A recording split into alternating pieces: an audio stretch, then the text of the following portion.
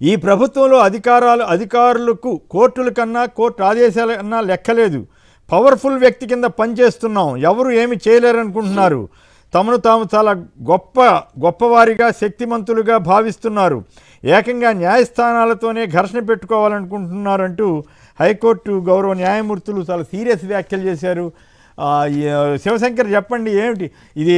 Powerful మంత్రి అంటే అందరూ కూడా లోకేష్ గారని అనుకుంటారు కదా, ఇంకెవరు ఉన్నట్టుగా కనపడదు కదా. పవన్ కళ్యాణ్ గారికి అంత ఎవరు అంటలేదు కదా, అంత అన్ని సకల శాఖల మంత్రిగా మన లోకేష్ గారిని ఉద్దేశించి, పై విద్యాశాఖ అయిందే కదా. సో ఈ పవర్ఫుల్ శాఖ అంటే రెడ్ బుక్ జరుగుతున్న అరాచకాలను హైకోర్టు కూడా గుర్తించినట్ల ఆఫీసర్లు కూడా, విద్యాశాఖలో ఉన్న ఆఫీసర్లు కూడా మన లోకేష్ చూసుకుంటాడులే అనే ఉద్దేశంతో పనిచేస్తున్నట్ల ఏమనుకోవాలి? ఈ వ్యాఖ్యలు మీరు ఎట్లా కామెంట్ చేస్తారు? ఖచ్చితంగా సార్, పవర్ఫుల్ మంత్రి అంటే గనక ఎవరున్నారు? ఇప్పుడు సకల శాఖలను భ్రష్టు పట్టించే మంత్రి ఎవరయ్యా అంటే గనక ఏకైక మంత్రి నారా లోకేష్ అనేటువంటిది ఈ రాష్ట్రం అంతా తెలుసు. ఎందుకంటే తన శాఖలో ఏలు పెట్టకుండా మిగతా శాఖలన్నీ కూడా ఏలు పెడతా ఉంటాడు ఆయన. ఎందుకంటే ఏదైనా రిపోర్ట్ చేయాలన్నా కూడా ఆ మంత్రితో ముఖ్యమంత్రి గారికి పవర్స్ ఉన్నాయో లేదు, కానీ అనధికార పవర్లన్నీ కూడాను లోకేష్ సెంట్రిక్ గానే నడుస్తా ఉండేటువంటి జగమెరిన సత్యము. ఇక హెచ్ఆర్డి సంబంధించినట్టు వస్తే, ఈ హెచ్ఆర్డి మినిస్టర్ లో పనిచేసే అధికారులు రెండు రకాలుగా లోనై ఉన్నారు సార్. ఒకటి, ఏదైనా కూడాను పైన ఉన్నారు, బాస్ చూసుకుంటాడు, ఆయన చెప్పారు కదా అనేటువంటిది విచ్చలవిడిగా ముఖ్యమంత్రి కంటే ఈయన పవర్ఫుల్ కదా, ఈయన ముఖ్యమంత్రి, షాడో ముఖ్యమంత్రి అనేటువంటి ఉద్దేశంతో ఈ అధికారులందరూ కూడాను తూచా తప్పకోకుండాను కోర్టులు లేదు, చట్టాలు లేదు, ఇంకొకటి లేదు, తాము బాస్ మనసులో ఏముందో అది చేసుకుంటూ వెళ్ళేటువంటిది ఒక రకమైనది. ఇక రెండవ రకము, చెయ్యకపోతే మమ్మల్ని ఎక్కడ దండిస్తారో, మమ్మల్ని ఎక్కడ వేస్తారో, ట్రాన్స్ఫర్ చేస్తారో, మాకేదైనా శిక్షణ ఇస్తారో అనేటువంటి భయంతో పనిచేసేటువంటి కేటగిరీ ఇంకొకటి. సో ఈ విధంగా కోర్టులు అనేటువంటిది ఈ ప్రభుత్వం వచ్చిన తర్వాత సార్, కోర్టుల్లో అనేక సార్లు ఈ యొక్క మన హోమ్ మినిస్ట్రీ, మన డిపార్ట్మెంట్ మీద, పోలీస్ శాఖ మీద, అదే విధంగా ఇతర శాఖల మీద ఎన్నిసార్లు ఏది వేసినా కూడాను కనీసం నిమ్మకు నీరెత్తినట్టు కూడా లేదు సార్. ఎవరే కానీ అధికారులు కానీ, మంత్రులు కానీ, లేకపోతే కనుక ఈ యొక్క కార్యనిర్వాహకం చేసేటువంటి ఆ పై అధికారులు కూడా ఎవరికి కూడా లెక్క చేసే పరిస్థితి లేదు. ఈవెన్ చిన్నగా వాటిల్లో కూడా, సోషల్ మీడియా వాటిల్లో కూడా అక్రమంగా, అన్యాయంగా మొత్తం తీసుకుని వెళ్తుంటే సాక్షాత్తు హైకోర్టు వారు సిబిఐ వారితో ఇన్వెస్టిగేట్ చేయించాలా అనేటువంటిది చేసినా, ఏమి దొరకపోయినా కూడా కక్ష సాధింపు చర్యలతో గంజాయి తెచ్చి పెట్టి వాళ్ళని అన్యాయంగా ఇరికించాలని చూసినా కూడాను, హైకోర్టు ముట్టికాయలు వేసినా కూడాను ఎవరు కూడాను భయపడేటువంటి పరిస్థితి లేదు. కోర్టులు ఎదిరిస్తున్నారా, లేకపోతే లెక్కలేనితనమా, లేకపోతే పైనుండే వెళ్తున్నామా? శాశ్వత రాజ్యాంగమా? శాశ్వతంగా ఉంటారా? అయితే ఇక్కడ నా ప్రశ్న ఏమంటే, లోకేష్ గారిలో ఇక్కడైనా మార్పు వస్తుందా?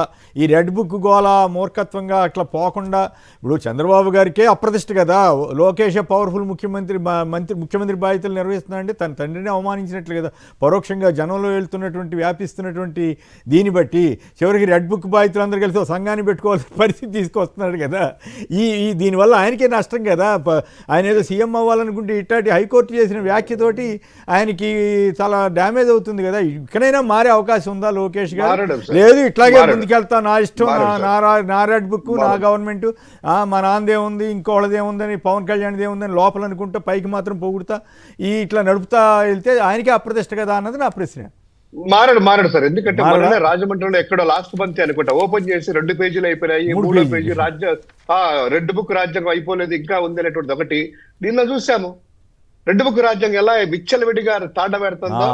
ఈవెన్ ఇక్కడ వింజమూరులో చూసాము, రాయదుర్గంలో చూసాము, బన్మన్హల్లో ఈ యొక్క ఎన్నికల్లో ఎంత ఘోరంగా, ఎంత విచక్షణారహితంగా రక్తపాతం సృష్టించేసి అక్కడ ఒకటి సార్, ఈ సందర్భం వచ్చినట్టు చెప్తున్నాను, పోలీసులు కూడా పట్టించుకోవట్లేదు. చాలా ఆశ్చర్యం వేసింది, పోలీసులు కూడా పట్టించుకోలేదు.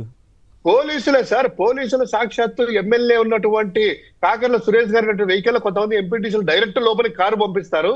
వైసీపీ ఎంపీటీసీలు వెళ్తుంటే కనుక మధ్య కారు ఆపి నడుచుకుంటా వెళ్ళండి అని చెప్పి పక్క ప్రణాళికగా పోలీసుల వలయం నుంచి తప్పించేసి అధికారులు లోపల పంపిస్తారే, లోపల తెలుగుదేశం వర్గీయులు, సురేష్ వర్గీయులు వండిచ్చేసేసి వాళ్ళు వచ్చేసి ముట్టడిచ్చేసేసి ఒక స్కార్పియో వెహికల్ పెట్టుకొని, వెహికల్ కూడా క్లియర్ గా ఉంది, ఇంతవరకు వాళ్ళు పట్టుకున్నటువంటి దాఖలాలు లేవు.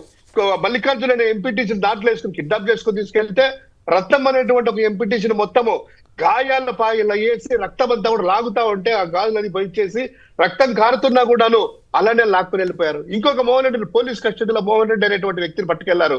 పోలీసులు చుట్టూ వలయంలాగా ఉన్నారు, కానీ ఎవరు కూడా లేదు. ఎవరు కూడా కనీసం వచ్చేసి ఆపే పరిస్థితి లేదు. సో లోకేష్ గారు ఇలా అప్రదిష్ట పాలవడానికైనా ఇష్టపడుతున్నారు కానీ ఈ అరాచకాలు ఆపడానికి చాలా ఇష్టపడలేదు. ఇంపార్టెంట్ పోలీసులు కూడా అప్రదిష్ట పాలవుతున్నారు కదా. భారతదేశంలోని ఇంత అధ్వానంగా పోలీసుల సమక్షంలోని కిడ్నాప్ చేసుకెళ్లే పరిస్థితి ఉంటే అది రౌడీజమా అరాచకమా? మరి ఇదంతా చివరికి చంద్రబాబు గారి ఖాతా కంటే లోకేష్ రెడ్ బుక్ ఖాతాలోకి ఎక్కువ పడుతుంది కదా. పోలీసులకి ఎంత అప్రదిష్ట ఇది. అదే సార్ ఇప్పుడు కదా రౌడీజం హోంమంత్రి గారు కబుర్లు చెబుతారు రౌడీజం మరి ఈ రౌడీజాన్ని ఆపాలి కదా వాళ్ళు. ఎక్కడ రౌడీ చేశారు సార్? నిన్న మరి ఏం చేశారు? నడుచుకుంటూ వెళ్తారు కదా. ఏ పాపము పుణ్యము ఎరుగని వాళ్ళని కేక్ కట్ చేశారని జగన్మోహన్ రెడ్డి గారి బర్త్డేకి కాళ్ళ మీద నడిపించుకుంటూ మొత్తం రోడ్ల మీద కాళ్ళు ఇరుగొట్టి మ్యాన్ హ్యాండిల్ చేసి తీసుకెళ్లారు. దానికి ఆవిడ చెప్పినటువంటి మాట ఏంటి? రాజ్యాంగం ఎర్రబుక్కు రాజ్యాంగంలో మేము ఏం చేస్తామంటే ఇలా నడిపించుకుంటూ పోతాము, చట్టాలకు ముసుగులు ఏమన్నారు. ఇమ్మీడియట్ గా డీజీపీ గారు ఏమంటారు? డీజీపీ గారు వచ్చేసి పెట్రోలింగ్ వెహికల్ లేవు, దానివల్ల నడుచుకుంటూ వెళ్తామంటారు. అంటే లా అండ్ ఆర్డర్ ఆవిడ వైలేట్ చేసినట్ట, హోంమంత్రిగా ఉంటే ఆవిడ రాజీనామా చేయాలా? ఫేక్ వీడియో ప్రదర్శించడం ఏంటండి? ప్రభుత్వంలో ఉన్న వాళ్ళు ఫేక్ వీడియో ప్రదర్శించే పరిస్థితి అయితే మరి వాళ్ళ మీద కూడా కేసులు పెట్టాలిగా. కేసులు పెట్టారా? అదే సార్, నిన్న గూండాయిజం చేసేసి తీసుకెళ్లేసి రౌడీజం చేసి కిడ్నాపులు చేసేసి పోలీసులు ఎదురుగా ఉన్నారు కదా. ఏ లా అండ్ ఆర్డర్ ఉంది ఇంజమూరులో? ఎవరిని మీరు అరెస్ట్ చేశారు? ఎవరిని తీసుకెళ్లి రోడ్డు మీద చేశారు? రౌడీజం చేసేసి మహిళలు రక్తపాతం సృష్టిస్తా ఉంటే ఇదేనా రాజ్యాంగము? ఎర్రబుక్కు రాజ్యాంగం అంటే ఇదేనా? జగన్ గారు కూడా అన్నారు, జగన్ గారు అన్నారు రాష్ట్రాన్ని అరాచక రాష్ట్రంగా మార్చారని కూడా ఆయన ధ్వజమెత్తారు. నిన్న ఒక స్టేట్మెంట్ ఎక్స్లో పెట్టినట్టున్నారు. రైట్. ఏదేమైనా లోకేష్ గారు మారితే అని మంచిది, మారకపోతే ఇక కాలమే సమాధానం ఇస్తుంది అనుకోవాలి. విజయబాబు గారు చెప్పండి, లోకేష్ గారి గురించే కదా ఒక పవర్ఫుల్ వ్యక్తి కింద పనిచేస్తున్నామనా అని ఒక హైకోర్టు అందంటే అది లోకేష్ గారికి గౌరవమా అగౌరవమా? మన శక్తిని వాళ్ళు కూడా గుర్తించారులే అని ఒక సంతోషమా? లేకపోతే తండ్రికి కూడా అప్రదిష్ట వస్తున్న అవమానం వస్తున్నా కూడా ఆయన నాకు బాగానే ఉందనే ఫీలింగా? ఇక నుంచైనా మారతారా? ఇటువంటి వ్యాఖ్యలు విన్న తర్వాత నిజంగా ఆశ్చర్యమైంది. పవర్ఫుల్ మంత్రి అనేది అందరూ గుర్తిస్తున్నారు, ఇంక్లూడింగ్ న్యాయ వ్యవస్థని. ఖచ్చితంగా మారుతాడండి ఆయన. మాజీగా మారేటువంటి కొంచెం టైం పడుతుంది అనమాట. మాజీ కాదు నా ఉద్దేశం, అట్లా కాదు ప్రజలు మాజీగా మారుస్తారు. ఎలక్షన్ లో ఏమవుతారని నేను అడగలేదు. నేను అడిగేది ఇంకా 3 ఏళ్ళు గవర్నమెంట్ లో ఉంటారు కదా, తనే సీఎం అవ్వాలి. ఇందాకే మీకు స్టార్టింగ్ లో కవిత గారి విషయంలో చెప్పా, అప్స్టార్ట్స్ గా ఎవరైతే ఆవిర్భవిస్తారో వాళ్ళకి నేల విడిచి సాము చేసేటువంటి నాయకులు మనకు ఎదురులేదనుకునేటువంటి వాళ్ళని నేల మీదకి దించి వాళ్ళకి పాఠాలు చెప్పడం అనేటువంటిది ప్రజల కర్తవ్యం. ఖచ్చితంగా వాళ్ళు డెఫినెట్గా చెప్తారు. ఆయన మారతాడు, మాజీగా మారతాడు, తొందర ఏం లేదు. అప్పటి వరకు కూడా ఎగిరి పడతాం. దానివల్ల చాలామంది కాబట్టి ఇప్పుడు మార్పు మీరు ఆంధ్రప్రదేశ్లో చూడండి.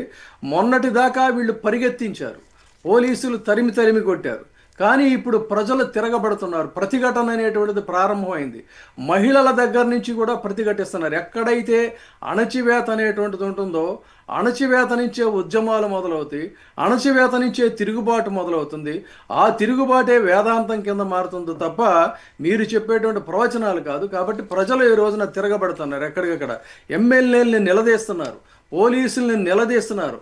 ఒక కెమెరా మ్యాన్ ఎందుకు నువ్వు నన్ను ఇది చేస్తావని అతను తోస్తున్నా కూడా భయపడకుండా ముందుకెళ్ళి న్యాయం కోసం ధర్మం కోసం ఎదిరించి నిలదీసి ప్రశ్నిస్తున్న సంఘటన కూడా మనం నిన్న చూసాం. కాబట్టి ఈ రోజున ఆంధ్రప్రదేశ్లో సగటు ప్రజలు తిరగబడుతున్నారు. తిరగబడే పరిస్థితి వచ్చినప్పుడు పరిగెత్తించి తంతారు తప్ప మీ ప్రవచనాలు, మీ డైలాగులు, మీ బెదిరింపులు, మీ అదిరింపులు ఇదెవరు. ఇంకొకటి with due respect to the honourable judiciary కూడా నేను చెప్పేది ఏంటంటే, వాళ్ళు ఏదో డైలాగ్ ఏదో వ్యాఖ్యానం చేశారని మనం ఏం పెద్ద మురిసిపోవాల్సిన అవసరం లేదు. గతంలో ఇంగ్లీషు తెలుగు పత్రికలు కేవలం ఒక 4-5 మాత్రమే ఆంధ్రప్రదేశ్లో ఉండేవి.